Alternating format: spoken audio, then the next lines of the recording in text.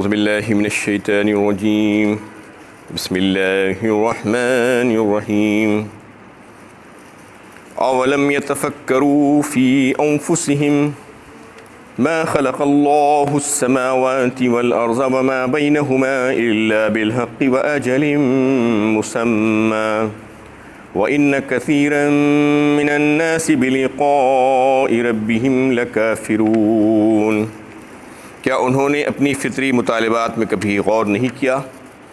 کہ اللہ تعالیٰ نے آسمانوں اور زمین کو جو کچھ ان کے درمیان ہے نہایت ہی مناسب انداز میں ایک وقت مقررہ تک کے لیے پیدا کیا ہے، اور اکثر لوگ اپنے رب سے ملنے کے قائل نہیں۔ یہ سورہ روم کی 8ویں آیت ہے، اور اس سے پہلے سے یہ بات چل رہی تھی کہ لوگوں نے دنیاوی زندگی کا جو ایک پہلو ہے اس کو تو بہت اچھی طریقے سے سمجھ لیا اور جان لیا تھا، اور اس کا جو دوسرا پہلو اور دوسرا رخ ہے، یعنی جو مقصد حیات ہے اصل میں، اس کے تعلق سے بڑے بے فکری اور جو ہے بڑے غافل ہیں، یعنی اس کے بارے میں انہوں نے سوچا ہی نہیں، اور اس دنیا کی چمک دمک اور اس فانی لذتوں میں اور یہاں کی جو ہے ختم ہو جانے والی عارضی جو چیزیں ہیں اس میں اتنے منہمک ہو گئے اور اتنے مصروف ہو گئے اور اتنے مست ہو گئے کہ اس کارخانے کی جو اللہ تعالیٰ نے جو بنایا ہے اس کی حقیقت اور اس کے مقصد اور اس کے انجام کو بھول گئے۔ اس میں اللہ تعالیٰ ان تمام لوگوں کو یاد دلانا چاہ رہے ہیں کہ اگر تم غور و فکر کرو، یعنی تم اس میں غور و فکر کرو، اپنی ذات میں خود سوچو کہ کیا کیا اللہ تعالیٰ نے بنایا ہے، تو واقعی میں جو ہے اس کا منکشف ہو جائے گا حق تمہارے سامنے۔ اگر تم اس میں تدبر کرو، تفکر کرو کہ ایک ایک چیز میں اپنی ذات میں پہلے جو ہے سوچو اور اپنے آپ سوچنے لگو اور دماغ اس میں لگاؤ، تو تمہیں یہ بات سمجھ میں آ جائے گی کہ رب کائنات نے جو چیزیں بنائی ہیں، جیسا کہ آسمان ہیں اور پھر زمین ہے اور اس کے درمیان کی بے شمار مخلوقات ہیں، تو کیا ان تمام چیزوں کو بیکار بس ایسے ہی بنا دیا ہے، فضول، اس کا کوئی مقصد ہی نہیں ہے؟ ایسے کیسے ہو سکتا ہے بتاؤ؟ افحسبتم انما خلقناکم عبثا وانکم الینا لا ترجعون، سورہ مومنون پارہ 18 میں اللہ تعالیٰ نے یہ سوال کیا ہے، کیا انسان یہ سمجھتا ہے کہ ہم نے اس کو ایسے ہی بیکار پیدا کر دیا؟ افحسبتم انما خلقناکم عبثا وانکم الینا لا ترجعون، اور پھر اس کو ہمارے پاس لوٹ کر آنا نہیں ہے، جواب دہی نہیں ہے، ایسا ہی جو چاہے کر لے، مستی کر لے دنیا میں، کیا ایسا ہم نے اس کو بنا کر چھوڑا ہے؟ اور پھر اس ساری کائنات کے بارے میں بھی مختلف آیتوں میں آپ کو غور و فکر کی دعوت دی جاتی ہے۔ سورہ آل عمران پارہ 4 میں اللہ تعالیٰ نے اس کو اس انداز سے بیان کیا، ان فی خلق السماوات والارض واختلاف اللیل والنہار لآیات لأولی الالباب، بے شک یعنی زمین و آسمان کے پیدا کرنے میں اور پھر رات اور دن کے آنے جانے میں بے شمار نشانیاں ہیں اللہ تعالیٰ کی قدرت کی۔ ان فی خلق السماوات والارض واختلاف اللیل والنہار لآیات لأولی الالباب، لیکن کس کے لیے ہے؟ اس میں عقل والوں کے لیے، اولی الالباب کہا اللہ تعالیٰ نے، بے خوفوں کے لیے کوئی بھی نشانی کہیں پر بھی نہیں ہو سکتی۔ آیات لأولی الالباب، پھر کیا کرتے ہیں وہ؟ دن اور رات اور سوتے اور لیٹتی اور کروٹوں پر جو ہے اللہ تعالیٰ کو یاد کرتے ہیں۔ ان فی خلق السماوات والارض واختلاف اللیل والنہار لآیات لأولی الالباب الذین یذکرون اللہ قیاما وقعودا وعلی جنوبہم ویتفکرون فی خلق السماوات والارض، غور و فکر کرتے ہیں، ہمیشہ اس زمین و آسمان کی پیدائش پر غور و فکر کرتے ہیں، اور پھر کیا کہتے ہیں؟ ربنا ما خلقت ھذا باطلا سبحانک فقنا عذاب النار، اے ہمارے رب، بے شک آپ نے ان تمام چیزوں کو عبث نہیں بنایا، بیکار نہیں بنایا، فضول نہیں بنایا، واقعی میں اس کا مقصد ہے، عظیم مقصد ہے ان تمام چیزوں کا، اور پھر ہم کو اس آگ سے بچا لیجئے، اس ذلت سے بچا لیجئے۔ تو یہ دعائیں مانگتے ہیں اور غور و فکر کرتے ہیں، تو اللہ تعالیٰ یہاں پر اسی بات کی طرف توجہ دلا رہے ہیں کہ غور و فکر کرو، تدبر کرو کہ یہ تمام چیزوں کو ہم نے جو نے بنایا ہے، جو اس کی تخلیق کی ہے، کیا اس کو ایسے ہی بیکار بنا دیا ہے؟ دنیا میں بھی آپ دیکھتے ہیں کہ کوئی کام بھی آپ بیکار نہیں کرتے، تو پھر کیا اللہ تعالیٰ بیکار کر دیے ہیں کام؟ ساری کائنات کو ایسے ہی بنا کر چھوڑ دیا ہے، جیسا کہ دہریوں کا خیال ہے، جو اللہ کو نہیں ماننے والے ہیں، وہ یہ سمجھتے ہیں کہ بس ایسے ہی اپنے آپ بن گیا ہے، اپنے آپ ہی دنیا چل رہی ہے، اس کو کوئی نہیں چلا رہا۔ یہ بالکل بیوقوفی کی بات ہے۔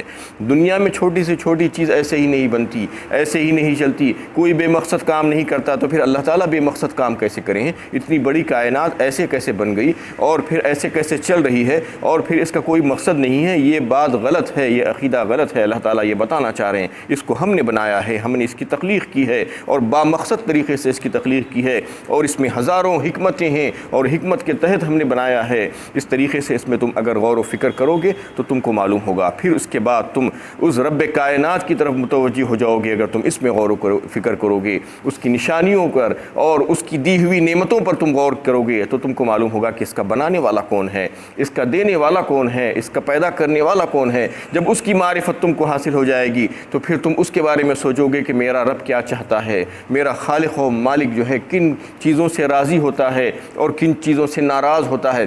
پھر تم اس کی رضا جوئی کی فکر کرو گے۔ یہ تمام چیزیں ایک کے بعد ایک آئیں گی اگر تم غور و فکر کرو گے۔ اگر تم غور و فکر ہی نہیں کرو گے، تم ایسے ہی جانوروں والی زندگی گزارو گے تو تمہیں پتہ ہی نہیں چلے گا، تم دن اور رات ایسے ہی کرتے چلے جاؤ گے، رات آئے گی دن آئے گی، اس زمین پر چلتے رہو گے اور اس سے استفادہ کرتے رہو گے، آسمان کے نیچے رہو گے، لیکن تم کو پتہ نہیں چلے گا کہ یہ بنانے والا کون ہے اور اس کی مرضیات کیا ہے۔ اس کی مرضیات کو اگر سمجھو گے تو پھر یہ بات اچھی طریقے سے سمجھ میں آ جائے گی اور اس کی رضا جوئی کی فکر کرو گے، اور یہ بات تمہاری سمجھ میں آ جائے گی کہ دنیا دارالعمل ہے اور دارالجزا نہیں ہے، یہاں پر سب عمل کیے جا رہے ہیں، اللہ تعالیٰ نے اس کی اجازت دے کر رکھ دی ہے سب کو، اس لیے دارالجزا ایک ہے آخرت اور قیامت، وہ دن آنے والا ہے، یہ تم کو سمجھ میں آ جائے گا، اس کی تیاری تم کرو گے۔ ان الساعۃ آتیۃ اکاد اخفیھا لتجزا کل نفس بما تسعی، سورہ طٰہٰ پارہ 16 میں اللہ تعالیٰ نے اس کے تعلق سے بتایا کہ بے شک قیامت آنے والی ہے، اس کو ہم نے چھپا کر رکھا ہے لوگوں سے، اور پھر وہ اس وجہ سے آنے والی ہے تاکہ تم کو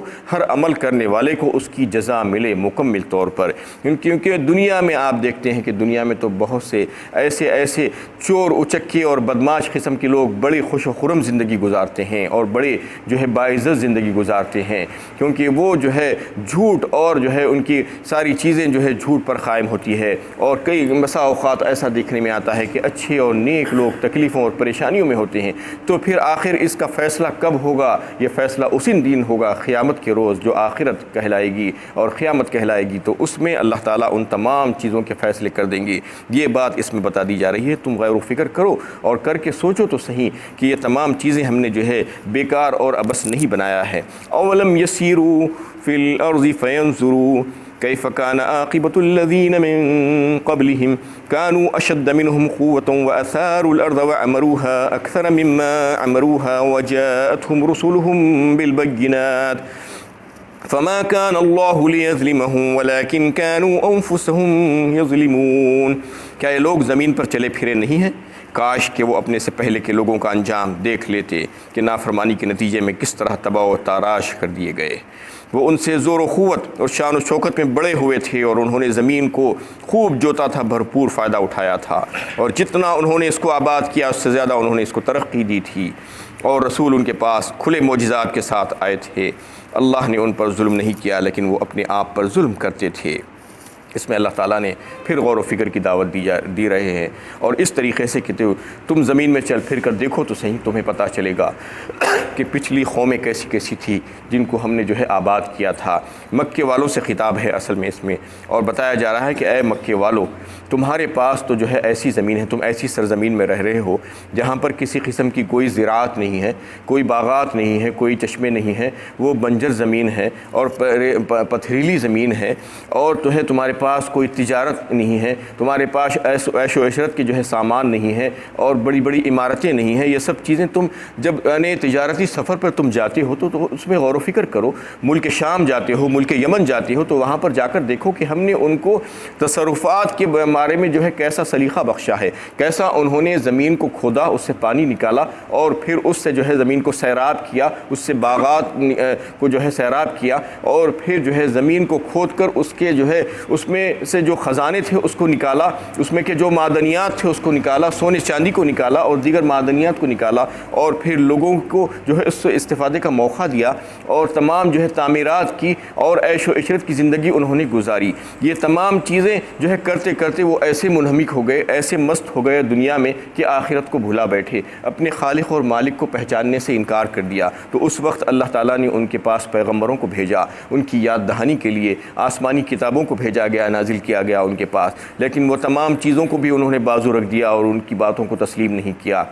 اور تکذیب کی تو پھر ان کا کیا حال ہوا؟ اللہ تعالیٰ پوچھ رہے ہیں کہ دیکھو ان کا انجام دیکھو، کیسے وہ عذاب میں گھیر دیے گئے، کیسے ان کے اوپر عذاب آیا اور وہ سارے کے سارے ہلاک ہو گئے۔ ان کے جو ویران کھنڈرات ہیں تم آج ان کے اوپر سے گزرتے ہو، تم کو یہ سمجھ لینا چاہیے کہ تم بھی اگر ایسے ہی کام کرو گے تو تمہارا حال بھی کم و بیش ایسا ہی ہوگا جیسا انہوں نے کیا۔ اور وہ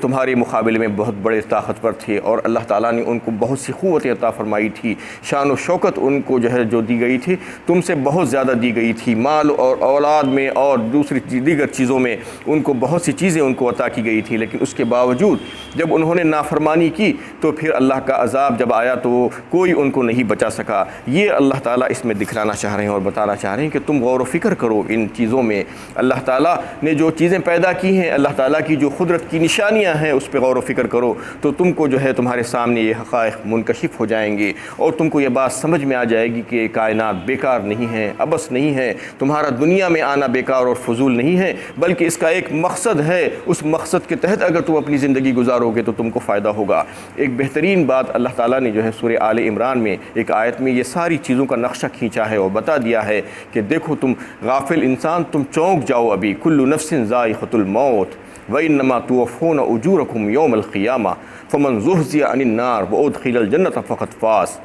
وَمَا الْحَيَاةُ الدُّنْيَا إِلَّا مَتَاعُ الْغُرُورِ۔ اس میں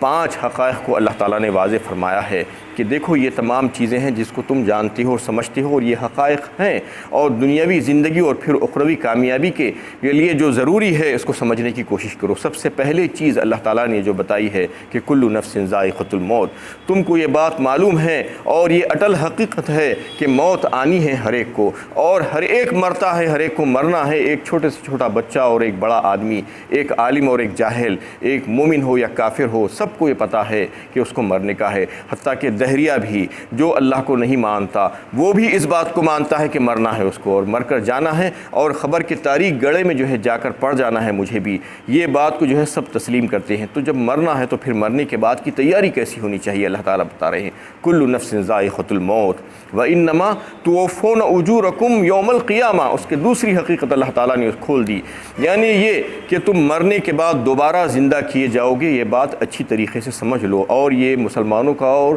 مومنوں کا تو عقیدہ ہے کہ واقعی میں مرنے کے بعد ہم دوبارہ زندہ ہوں گے، اور پھر دوبارہ زندہ ہونے کے بعد ایک عظیم عدالت برپا ہوگی اور رب کریم کی عدالت، اور پھر وہاں پر ہم سب جا کر کھڑے ہوں گے اور فیصلے بے لاگ ہوں گے، وہاں پر سچائی کی بنیاد پر، حقائق کی بنیاد پر فیصلے ہوں گے۔ جیسا کہ دنیا میں جھوٹی گواہیوں کی بنیاد پر اکثر ایسے فیصلے ہو جاتے ہیں، انہیں چور بچ کر نکل جاتا ہے، مجرم بچ کر نکل جاتا ہے، اور ایماندار آدمی پھنس جاتا ہے۔ تو اس طریقے سے ویسے فیصلے وہاں پر نہیں ہوں گے، وہاں پر علیم و خبیر کی عدالت ہوگی، اور وہ سب کچھ جاننے والا ہوگا، اور پھر وہاں پر ایک ایک ذرے کا حساب لیا جائے گا، کسی پر کسی قسم کی کوئی ظلم و زیادتی نہیں ہوگی، ایسے فیصلے وہاں پر کیے جائیں گے۔ فَمَن يَعْمَلْ مِثْقَالَ ذَرَّةٍ خَيْرٍ يَرَهُ وَمَن يَعْمَلْ مِثْقَالَ ذَرَّةٍ شَرٍّ يَرَهُ۔ ایک ایک ذرے کا حساب اور ایک ایک ذرے کی جزا اور سزا تم نے دنیا میں جو بھی عمل کیے تھے اسی کے مطابق تم کو وہاں پر ملے گا۔ تم جو بھی یہاں پر کیا تھا تم نے، اور جو چیزوں کو تم نے زمین میں لگایا تھا، اور اسی سے تم کو فائدہ ہوگا، ویسے ہی وہاں پر بھی ایسا ہی ہوگا۔ اس دنیا میں تم جو کام کر کے گئے تھے، جو عمل کر کے گئے تھے، اگر اچھا کام کیے تھے تو پھر اس کی جزا جنت کی شکل میں تمہیں دی جائے گی، اور اگر برا کام کیے تھے اور اللہ کو ناراض کرنے والا عمل کیے تھے تو اس کی سزا بھی تمہیں ملے گی۔ اور پھر تیسری بات یہ ہے فَمَن زُحْزِحَ عَنِ النَّارِ، کہا اللہ تعالیٰ نے، جو جہنم سے بچا لیا گیا، یعنی جہنم سے بچا لیا جانا کوئی معمولی بات نہیں ہے، اس کے لیے اللہ تعالیٰ فرما رہے ہیں کہ وہ کامیاب ہو گیا۔ فَمَن زُحْزِحَ عَنِ النَّارِ، جو آگ سے بچا لیا گیا، اور جو اس دن اللہ کے غضب سے بچا لیا گیا اور اللہ کی رحمت میں آ گیا، اور پھر اس کا نامہ اعمال داہنے ہاتھ میں آ گیا، اور پھر اس کے وزن میں یہ ہو گیا کہ نیکیاں بڑھ گئیں، اور پھر وہ جنت میں داخل کر دیا گیا۔ وَأُدْخِلَ الْجَنَّةَ فَقَدْ فَازَ، چوتھی بات جنت میں داخل کر دیا گیا۔ اللہ کے فضل و کرم سے اللہ تعالیٰ نے اس پر رحم فرمایا، اور پھر اس کو جنت کا حقدار قرار دے دیا۔ تو پھر اللہ تعالیٰ فرماتے ہیں کہ یہی سب سے بڑی کامیابی ہے، فقد فاز فوزا عظیما وادخل الجنت فقد فاز، اور جو ہے یہی کامیابی ہے، یہی فلاح ہے۔ چاہے وہ دنیا والے کون دوسرے چیزوں کو کامیابی سمجھتے ہوں گے، لیکن اللہ کی نظر میں تو یہ ہے کہ بندہ جو ہے اپنی بندگی کرتے کرتے یہاں سے گزرے، اللہ کو راضی کر لے اور پھر آگ سے دور کر دیا جائے اور جنت میں داخل کر دیا جائے، تو تصورات سے زیادہ بڑی کامیابی ہے۔ دنیا کی ساری کامیابیاں اس کے سامنے ہیچ ہیں۔ دنیا کی کامیابیاں جو بھی ہیں وہ فانی ہیں، ختم ہو جانے والی ہیں۔ جو لذتیں ہیں وہ یہیں کی رہنے والی ہیں، یہاں کے بعد وہاں پر وہ لذتیں باقی نہیں بچے گی۔ وہاں پر تو انہیں اطمینان ہوگا، امن ہوگا، سکون ہوگا، چین ہوگا، اور جو چاہیں گے وہ ملے گا۔ فیہا ما تشتہیہ الانفس وتلذ الاعین وانتم فیہا خالدون، کہا اللہ تعالیٰ نے، یعنی تمہاری آنکھوں کی ٹھنڈک وہاں پر ملے گی، جو تمہاری جو ہے دل میں جو سرور ہونے کا ہے وہ تم کو مل جائے گا، جو تمہارا جی چاہے گا وہ تم کو جو ہے وہاں ساری چیزیں عطا کر دی جائیں گی، اویلیبل ہوں گی، وہاں پر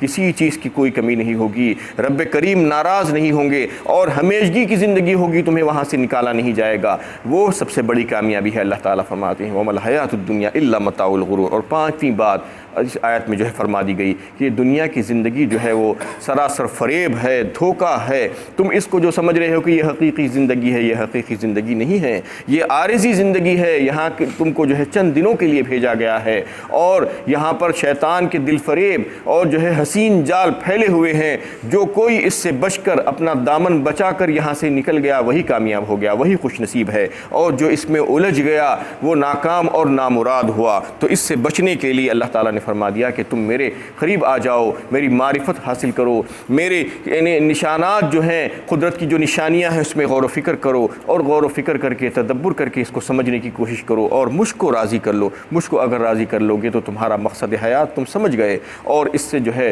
تم کو بے انتہا فائدہ ہوگا، اور پھر تم جنت میں داخل کر دیے جاؤ گے اور آگ سے بچا لیے جاؤ گے۔ وآخر دعوانا ان الحمد للہ رب العالمین۔